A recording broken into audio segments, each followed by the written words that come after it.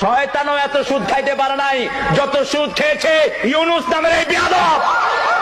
Doctor ইউনূসকে ধন্যবাদ জানাই, 30,000 কোটি গতবার আছে, এইবার প্ল্যান নিয়ে গেছে। এ তো কথা কয় কম, কাম করে। আল্লাহ তোরে আরো বরকত দেখতে ইউনূস ভাই। ও কাকা, আল্লাহ তোরে বরকত দেখ। এ আমারে কাকা কই দেখছে।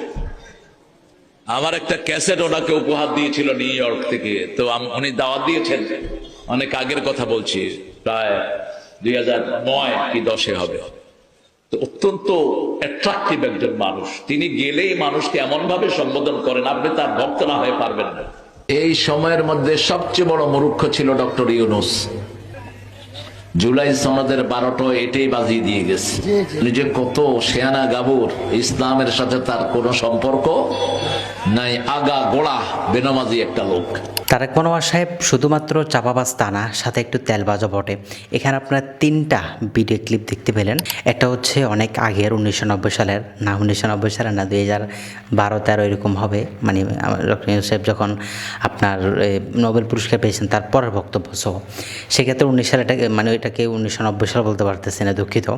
তো এটা 1990 সালের পরবর্তী বক্তব্য, প্রথম যে বক্তব্যটা ছিল সেখানে ডক্টর ইউনূসকে মানে সুদখোর, হাবিজাবি অনেক রকমের বক্তব্য দিচ্ছে। এরপরে ডক্টর ইউনূস যখন ক্ষমতায় আসলো, বাংলাদেশে অন্তর্বর্তীকালীন সরকারের প্রধান উপদেষ্টা যখন হলেন, তখন তার সুনাম করে বাংলাদেশের টপ লেভেলের 2 জন বিখ্যাত হয়েছে, মানে তার সুনাম করে। তার মধ্যে একটা হচ্ছে তারেক মনোয়ার সাহেব, আরেকজন হচ্ছে রফিকুল্লাহ আফসারী। এই 2 জন মানে চূড়ান্ত পর্যায়ের ডক্টর ইউনূস সাহেবকে মাথায় তুলে ফেলেছেন এবং এরকম বক্তব্য দিয়েছেন যে উনি ইমাম, উনি আমাদের আমিরুল মুমিনিন, এই ধরনের শব্দগুলো তারা চয়ন করছে। সো এটা নিয়ে আমি আলোচনা করছি না। এখানে 2 নম্বর বক্তব্য দেখেন, মানে প্রথমত ওনার খুব বদনাম করছে, সুদখোর হাবিজাবি। দ্বিতীয়ত উনি যখন ক্ষমতায় আসছে তখন ওনাকে মানে তেলবাজি কী পরিমাণ হতে পারে সেটার একটা আপনাদেরকে উদাহরণস্বরূপ দেখিয়েছি। পরবর্তীতে যখন তিনি ক্ষমতা থেকে চলে গেলেন তখন এসে সবচেয়ে বড় মূর্খ হয়ে গেল।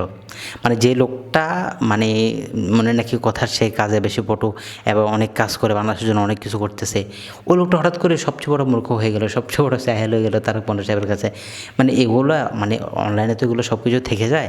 সো একটু কথা বলতে তো চিন্তা ভাবনা করা উচিত যে আমার আগের বক্তব্য তো আছে, সো এখন আমি নতুন করে যদি ওনার বিরুদ্ধে বক্তব্য দিই বিষয়টা কেমন জানি হয় না, না ওনাদের এত চিন্তা ভাবনা কি করা লাগে। যাই হোক, এটা হচ্ছে কিছু মঞ্চ মাথাতে হবে। সো যখন ওনার সুনাম করলে মঞ্চ থেকে মারহাবা পাওয়া যায় তখন তিনি সুনাম করবে, আবার যখন বদনাম করলে মারহাবা পাওয়া যায় তখন সে বদনাম করবে।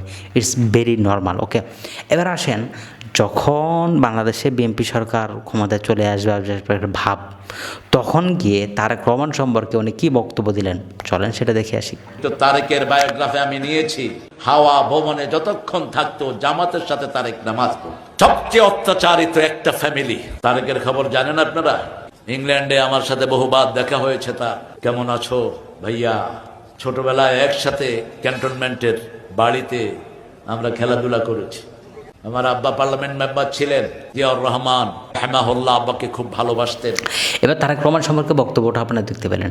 এখানে আমি এটাকে নেগেটিভ বা এটা ওটা এত ব্যাখ্যাতে আমি যেতে চাই না, কিন্তু আমি একটা কথা বলতে চাই, সেটা হচ্ছে এরকম বক্তব্য বা এর কাছাকাছি কোনো বক্তব্য যদি কওমি আলেমের মধ্যে কেউ দিত তখন ওনারা কী বলতো বলেন তো? তখন তো এক কথায় আমাদেরকে বলে ফেলতো আমরা সরকারের দালাল, আমরা তারেক রহমানের দালাল, এটা ওটা বিএনপির দালাল, হাবি যাবি, আরও যত শব্দ চয়ন করা যায় সব কিছু বলতো। সো সেই জায়গা থেকে এবার আপনি একটু চিন্তা করে দেখেন তো ভাই, মানে দালালিটা আসলে সরকারের কে বেশি করে? ওনারাই তো। যখন যে সরকার থাকে তখন তার দালালি করেই তারা জীবনযাপন করে। সো এটা অত্যন্ত হাস্যকর না বক্তব্যগুলো। পাশাপাশি তেলবাজও যে উনি, এবং তেলবাজি করতো যে এক্সপার্ট, সেটাও আজকের এই ভিডিও দেখলেন।